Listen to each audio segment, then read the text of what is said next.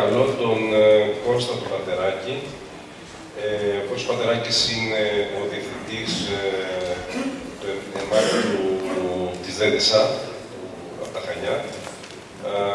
Είναι μηχανολόγος μηχανικός και είναι και αναπληρωματικό μέλος του Διοικητικού Συμβουλίου του Δικτύου Φώστα.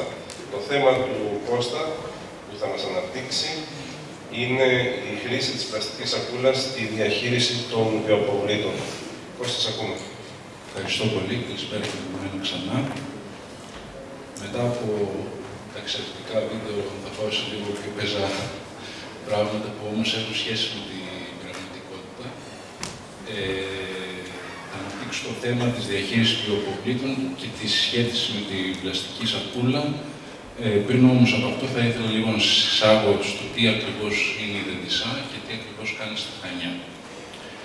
Η ΔΕΔΕΣΑ είναι ο φορέας διαχείρισης στερεών αποβλήτων, ο οποίος είναι υπεύθυνος για τη διαχείριση των αποβλήτων των στερεών σε όλη την περιφερειακή ενότητα Χανίων που απαρτίζεται από 7 δήμους. Επιτελεί δύο βασικές δραστηριότητες. Η μία είναι η λειτουργία του εργοστασίου μηχανικής ανακύκλωσης, κομποστοποίησης και των χώρων υγειονομικής ταφής και της μονάδας εξεργασίας τραγισμάτων, η οποία δραστηριότητα είναι και η καρδιά της επιχείρησης. Και η δεύτερη δραστηριότητα είναι η παροχή υπηρεσιών αποκομιδής, συλλογής δηλαδή και μεταφοράς στερεών αποβλήτων σε δήμους που δεν έχουν αυτή τη δυνατότητα, δεν έχουν δηλαδή υπηρεσία ή η υπηρεσία τους δεν επαρκεί για να καλύψουν όλο το έργο. Απασχολεί 250 εργαζόμενους και 50 οχήματα για τις υπηρεσίες αποκομιδής. Η ΔΕΔΕΣΑ ξεκίνησε τη δραστηριότητα το 1998, όπου τότε είχε προκύψει το μεγάλο ζήτημα με την υπόθεση του Κουρουβιτού, με την ανεξέλεκτη διάθεση και καύση των απορριμμάτων στη Χαράδρα. Η χώρα πλήρωνε για αυτή τη διαχείριση ένα πρόστιμο της τάξης των 20.000 ευρώ την ημέρα για αυτή τη διαχείριση. Βλέπετε εικόνες από την περίοδο εκείνη με τη συγκεκριμένη διαχείριση. Για να αποφευχθεί το πρόστιμο, η πολιτεία τότε αποφάσισε να δημιουργήσει ένα εργοστάσιο δεματοποίησης των απορριμμάτων ως προσωρινή λύση. Τα απορρίμματα δεματοποιούνταν, σταμάτησε βέβαια να τρέχει το πρώτο σύστημα εξαιτίας αυτής της πρακτικής και αποθηκεύονταν σε ένα παρακείμενο χώρο με την προϋπόθεση ότι όταν το εργοστάσιο θα δημιουργούνταν μαζί με τους χώρους υγειονομικής ταφής, θα μεταφέρονταν εκεί. Αυτό στην πράξη δεν έγινε ποτέ και ήταν αδύνατο να γίνει, οπότε δημιουργήθηκε μια νέα χωματερή στην περιοχή του Μεσομορείου. Και οι δύο βέβαια χωματερές έχουν αποκατασταθεί σήμερα. Στην ίδια ακριβώς περιοχή, βλέπετε τη Χαράδρα, δημιουργήθηκε το εργοστάσιο μαζί με τους χώρους υγειονομικής ταφής. Κόστισε 30 εκατομμύρια ευρώ αρχικά. Εξυπηρετεί όλο το νομό, 150.000 δηλαδή μόνιμους κατοίκους και 85.000 κλίνες, και αρχές του 2016 εξυγχρονίσαμε τη μονάδα με 7 εκατομμύρια ευρώ από την προηγούμενη προγραμματική περίοδο, όπου στην ουσία η διαλογή και ο διαχωρισμός των απορριμμάτων, εκεί που γίνονταν με τα χέρια μετά τον πρώτο διαχωρισμό, τώρα γίνεται με μπαλιστικούς και οπτικούς διαχωριστές. Επεξεργαζόμαστε 5 ρεύματα αποβλήτων. Τα σύγκριτα απόβλητα που διαχωρίζουν το υγρό από το ξηρό πλάσμα. Το ξηρό πλάσμα θα αναπτύσσουμε υλικά πια με βαλιστικούς και οπτικούς διαχωριστές. Το υγρό πλάσμα θα οδηγηθεί για κομποστοποίηση σε κατευθείαν κλαδιά. Για το μπλε κάδο, μέσα από τις ίδιες γραμμές στην ουσία, που αυτό ήταν μια καινοτομία στη σκέψη, δηλαδή χρησιμοποιούμε τις ίδιες γραμμές για τη διαλογή και του μπλε κάδου, όπου διαχωρίζουμε πάλι με οπτικούς βαλιστικούς διαχωριστές τα υλικά. Για το γυαλί χρησιμοποιούμε κίτρινο κόδωνα σε αντίθεση με άλλες περιοχές που χρησιμοποιούν το μπλε, ως διακριτό ρεύμα συλλέγεται, μεταφέρεται στη μονάδα και προωθείται στην βιομηχανία αφού υποστεί ένα ελαφρύ καθαρισμό.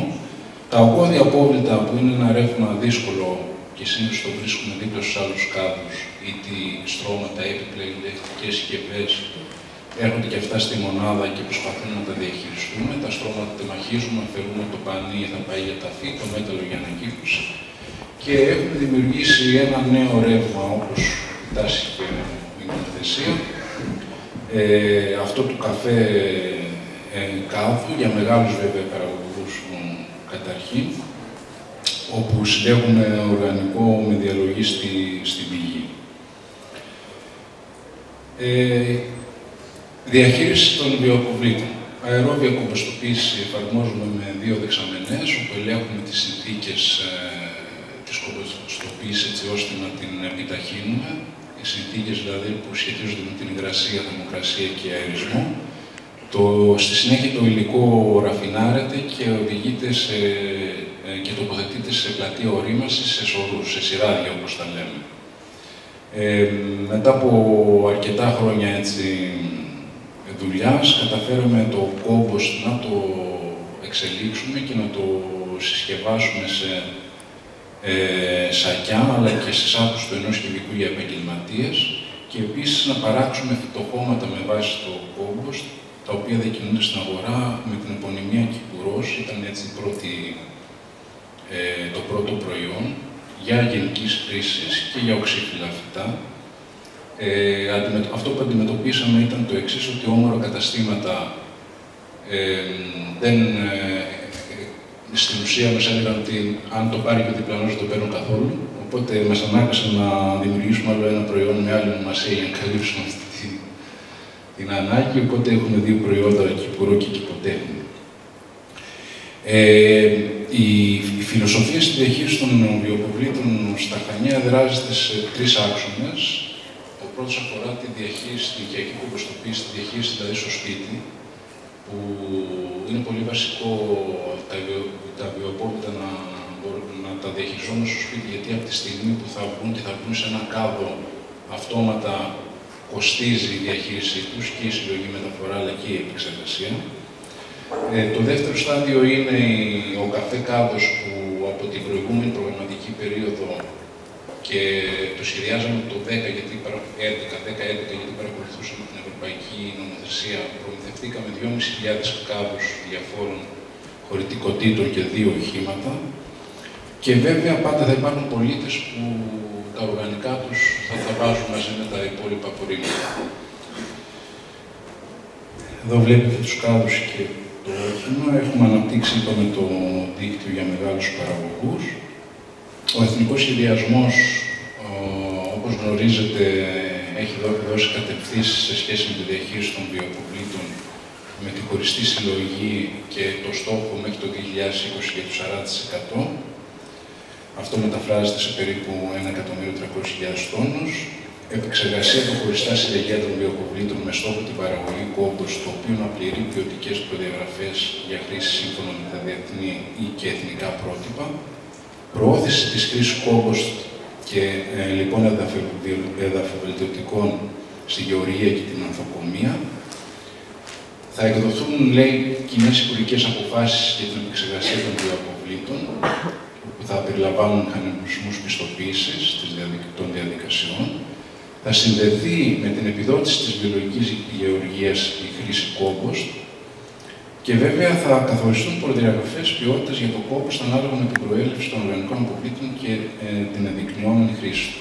Όλα αυτά θα γίνουν. Το πότε θα γίνουν είναι άγνωστο και ήδη οδεύουμε προς το 2020. Οι περισσότεροι δήμοι δεν έχουν προβεί ακόμα στις προμήθειες για να κάνουν διαλογή στην πηγή του οργανικού. Εμείς που ήδη έχουμε κάνει κάποια βήματα στο κόμποστ, αντιμετωπίζαμε προβλήματα σε σχέση με την νομοθεσία και αντιμετωπίζουν προβλήματα σε σχέση με την νομοθεσία για τη διάθεση αυτού του προϊόντος, με αποτέλεσμα να ακολουθούμε νομοθεσίες άλλων χωρών, σε συνεργασία πάντα με τον επιστημονικό μας φορέα που είναι το Μεσογειακό Αγρονομικό Ινστιτούτο Χανίων. Και βέβαια για τη διαχείριση των βιοαποβλήτων, για να μπούμε στο θέμα που μας αφορά, αντιμετωπίζουν κάποια πρακτικά προβλήματα. Σε σχέση με τη μεταφορά, για παράδειγμα, των βιοαποβλήτων στον καφέ κάδο. Πώς θα γίνεται. Με μικρό κάδο και απόρριψη χύδιν εντός καφέ κάδου, λέω. Αυτό είναι εφικτό, είναι ρεαλιστικό από τη στιγμή που σήμερα ο πολίτης έχει μάθει ήδη στο καλαθάκι και βάζει μια σακούλα μέσα. Θα κάνει το ίδιο ή θα αντιστρέψει τη λογική αυτή. Με σακούλα θα μπορούσε να πει κάποιος άλλος και απόρριψη αυτής μαζί με τα βιοαπόβλητα, όπως το κάνει σήμερα. Αν η σακούλα είναι λιπασματοποιήσιμη, θα ενσωματωθεί ενδεχόμενα και δεν θα υπάρξει κάποιο πρόβλημα.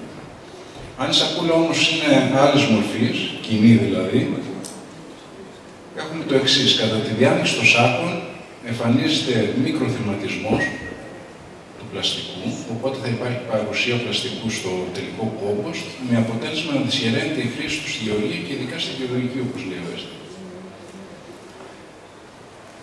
Αν δεν θρηματιστεί, απαιτούνται οργανωμένες υποδομές για να αφαιρεθεί. Σχίστες σάκων, αεροδιαχωρισμούς κτλ. Αυτό είναι σε αντίθεση με τον Έστω που τι λέει, προτάσει μικρές μονάδες κομποστοποίησης, κυρίως ανοιχτές, μονάδες κομποστοποίησης με χαμηλό κόστος και λειτουργίας αλλά και εγκατάστασης. Εάν συνεχίσουμε να λειτουργούμε με αυτή τη λογική, δεν θα μπορέσουμε να λειτουργήσουμε αυτές τις υποδομές. Επίσης, έχουμε αντιμετώπιση οσμών, ειδικά το καλοκαίρι, λόγω υψηλών θερμοκρασιών. Αυτό τι σημαίνει? Σημαίνει ότι πρέπει να καθαρίζουμε τους κάδους. Μετά από κάθε δηλαδή άδειασμα του κάθε κάδου, θα πρέπει να ακολουθεί από πίσω το πλυντήριο να πλένει. Αλλιώς, αν δεν το κάνει αυτό, θα δημιουργηθεί μείζον θέμα στην περιοχή που θα είναι τοποθετημένοι κάτι και θα τους βλέπουμε να πηγαίνουν έρχονται. Αφενός και αφετέρου θα δημιουργήσει πρόβλημα στο κατά πόσο οι πολίτες θα κάνουν διαλογή στην πηγή οργανικού.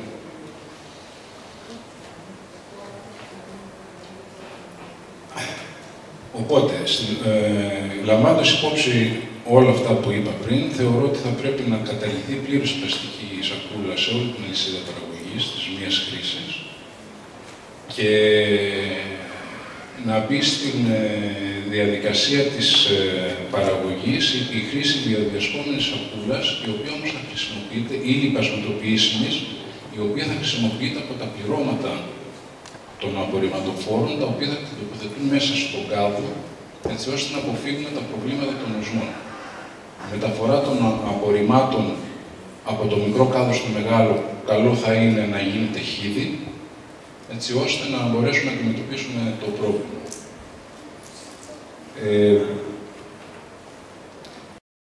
Οι σακούλες γίνονται η πρώτη ύλη, η οποία βέβαια δεν θα πρέπει, συμφωνώ με αυτό που είπε ο Γιώργος, δεν θα πρέπει να στερήσουμε από τα τρόφιμα